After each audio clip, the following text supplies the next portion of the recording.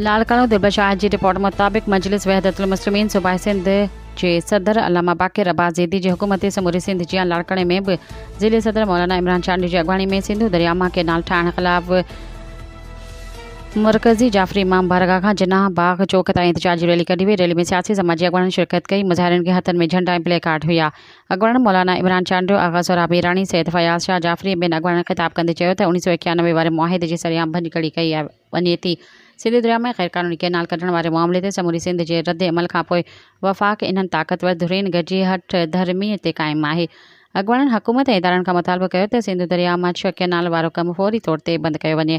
पाणी जी मुंसिफ़ाणी विर्छ खे यकीनी बणाए सिंधियुनि मां बेचैनी ख़तमु कई वञे, न त ॿी सूरत में सॼी सिंध में अवाम सां गॾिजी पंजाब ॾांहुं वेंदड़ समूरा रोड रस्ता ऐं सामान बंदि कयो वेंदो।